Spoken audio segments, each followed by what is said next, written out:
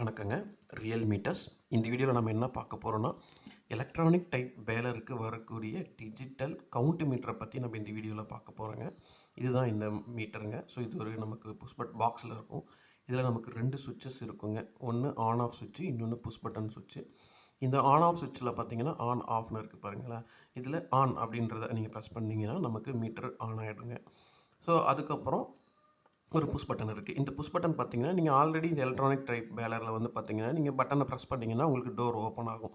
So அதே தாங்க இங்கே பண்ணும். நம்பர் ஆஃப் ரோல்ஸ் அப்படிங்கிறதுனா எத்தனை கத்தை ஓடி இருக்குன்னு அர்த்தங்க. ருப்பீஸுங்கிறது அந்த மொத்த கத்தைக்கான தொகை எவ்வளோ, அமௌண்ட் எவ்வளோங்கிறது. பிஆருங்கிறது பெர் ரோல், ஒரு கத்தைக்கு எவ்வளோங்கிற அமௌண்ட்டுங்க. 3 செகண்ட் லாங் ப்ரெஸ் பண்ணி பிடிச்சிங்கன்னா ஒரு கத்தைக்கான அமௌண்ட்டை மாற்றுற ஆப்ஷன் உங்களுக்கு கிடைக்குங்க. இப்போ 45 ரூபான்னு இருக்குது. இப்போ நம்ம இதை 40 ரூபான்னு மாற்றிக்கலாம்.